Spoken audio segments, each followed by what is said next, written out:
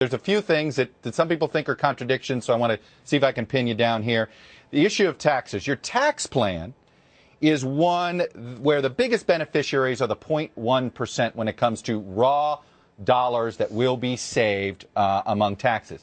But then in an interview earlier this week, you seem to say, you know what, my tax plan, it's not set in stone, and maybe I'll raise taxes. Maybe I'll actually raise taxes on the rich. So I guess, which is it? Are you willing to raise taxes on the 0.1%? No. Let me explain how the world works, okay? I think nobody knows more about taxes than I do and income than I do. But I'll explain how it all works. I don't come up with it. I come up with the biggest tax cut by far of any candidate, anybody, and I put it in. But that doesn't mean that's what we're going to get. We have to negotiate. The thing I'm going to do is make sure the middle class gets good tax breaks, because they have been absolutely shunned. The other thing, I'm going to fight very hard for business. For the wealthy, I think, frankly, it's going to go up. And you know what? It really should go up. They should pay. The wealthy need to pay more taxes. What do you define as wealthy, by the way? Let me explain. Somebody like me. Let me explain something. I'm putting in a plan, Chuck. I have to negotiate now with senators and congressmen and lots of it. The fact that I put in a plan, it really is a floor. That's what it is, whether we like it or not. So I put in my plan. It's quite simple to see. It's a simplification. We lower the number of brackets. We lower the taxes on the middle class, on business, and we lower the taxes on everybody very substantially.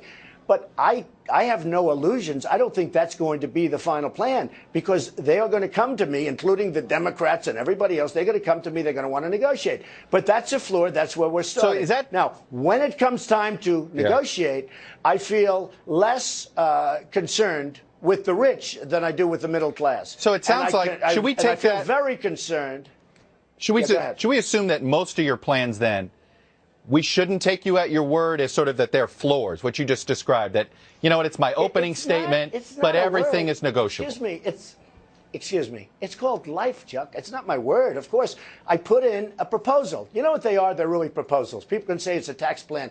It's really a tax proposal, because after I put it in, and I think you know the Senate and Congress, you know as much as anybody, they start working with you and they start fighting, and let's see what happens. But I put in a proposal. Under my proposal, it's the biggest tax cut by far of any candidate, by far. Right. But I'm not under the illusion that that's going to pass. They're going to come to me. They're going to want to raise it for the rich. Frankly, they're going to want to raise it for the rich more than anybody else. But the middle class has to be protected. The rich is probably going to end up paying more, and business might have to pay a little bit more. But we're giving a massive business tax cut. Remember this: we're the highest taxed nation in the world. Wait a minute. Let me stop you there. You just said businesses might pay a little bit more. You just said business might pay a little bit more, but we're going to get them a massive tax cut. You just said it within 10 words. No, I didn't say it. Excuse me. I said they might have to pay a little bit more than my proposal, Chuck. Oh, your proposal. Okay. I just wanted to get that clear. Than my proposal. Fair enough. I'm not talking about more than they're paying now. Gotcha. We're the highest taxed nation in the world. Our businesses pay more taxes than any